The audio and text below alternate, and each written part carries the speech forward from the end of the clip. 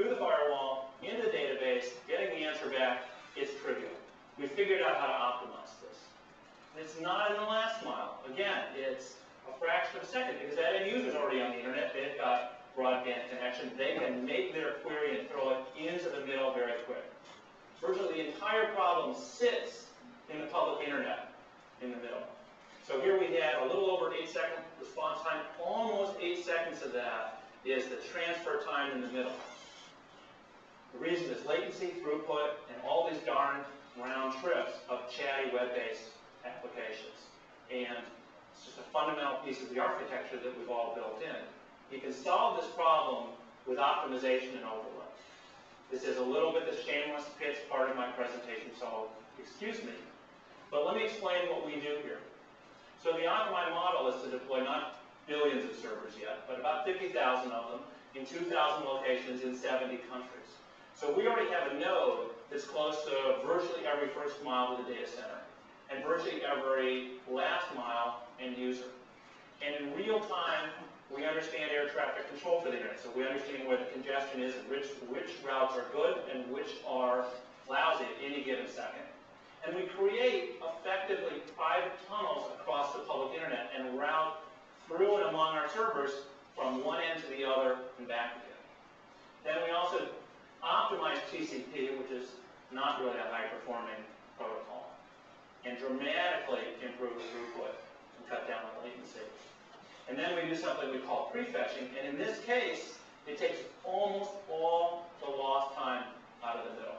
So you go from a really unusable performance level of over 8 seconds a page to under a second and a half, literally halfway around the world, including all the stuff that happens in the home office.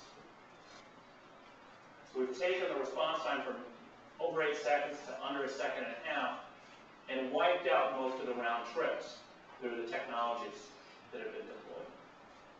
This is the everyday case. This is that same CRM application across users spread around the world. And you can really think about good performance that somebody says, I'll change a whole process and go to a web model. Marginal performance where I use it sometimes and unacceptable. So I didn't just pick Sydney as unacceptable. In this case, I have a pretty standard application running on a very high-performing and available data center. You've got a third of the world simply can't really use this. 2/3 where it's marginal. And interestingly, because sometimes people say, well, in the US it'll be fine. Even in the US, you've got parts of the US that are already getting marginal performance because of network latency, because of the chattiness of applications. But if we can level off Sydney to Atlanta, you can imagine we level off the whole world through optimization in the middle of the cloud. And so you can get all the benefit in the data center, all the benefit of cheap, ubiquitous connectivity to the end user, and not suffer if you apply optimization services along with virtualization. So that was the everyday case. Let's talk about that disaster case. Because on a global basis where you're still responsible for all those nines of reliability if you're the CIO, you can have a horrendous problem if you want to go from private networking to public networking. Frankly, in this example, your private networking can become a disaster because you've probably only got 1 or 2 links. And if you have an earthquake, as we have sometimes, you can be wiped out. So this is the Taiwan earthquake of a couple of years ago.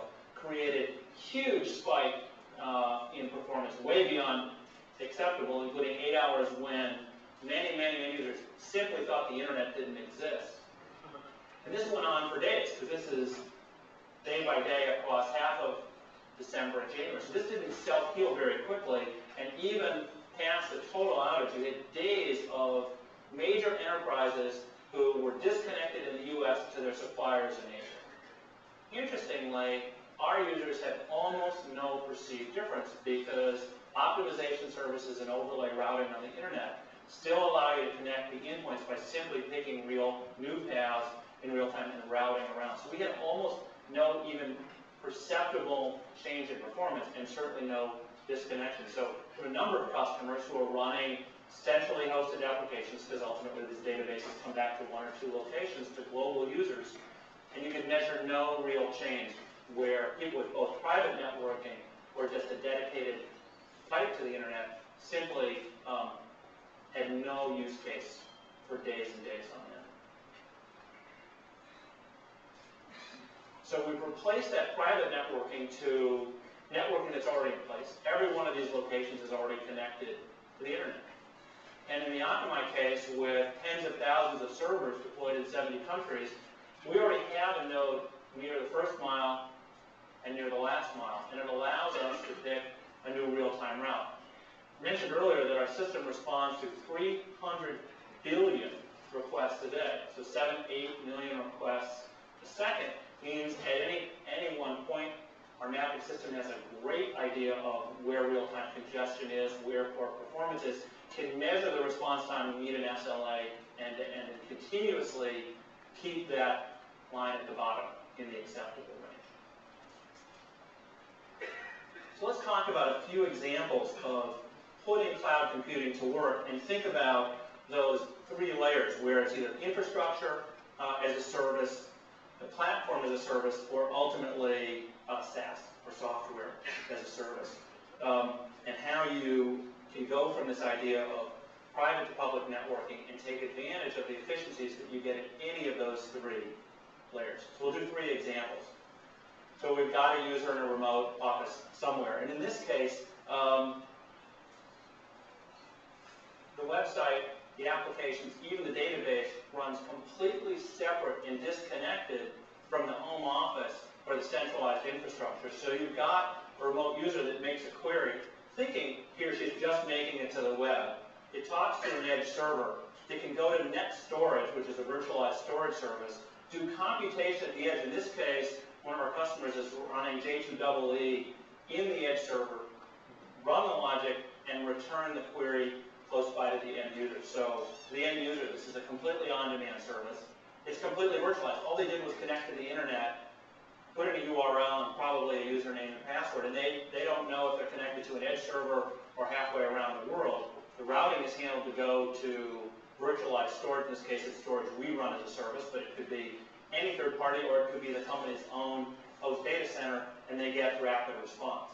The nice thing for the CIO among the levels of savings and efficiency is no longer worrying about keeping your home infrastructure up 7/24.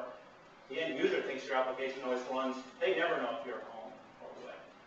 The next use case is when you want to have that end user accessing infrastructure or application development remotely.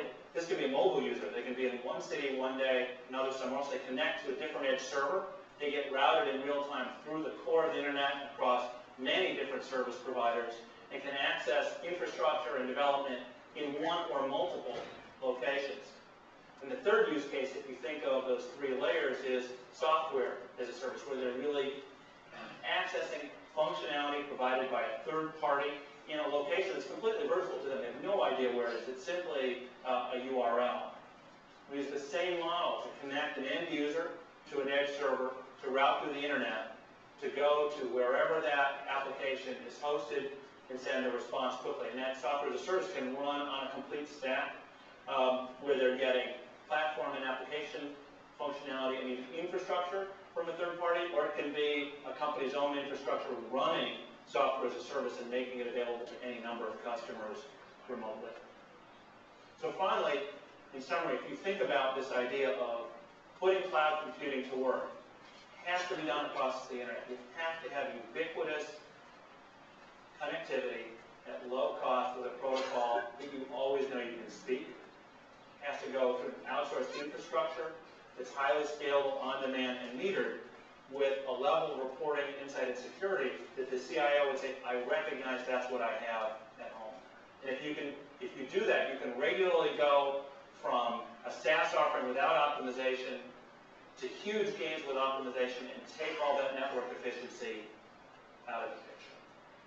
So in conclusion, we now believe that cloud computing, if you define it as this virtualized on-demand infrastructure, is the inevitable trend in enterprise computing. The internet is a key component, so any model that you've built that doesn't use that networking model is going to be a competitive disadvantage. And finally, it has to be optimized. I certainly have a favorite vendor I can recommend to you, but there will be lots of people who will provide levels of optimization services, and I think you have to understand when you build these models, when you access them, you have to say, what are the two pillars? How do I virtualize, and how do I optimize? And if you do that, you have a winning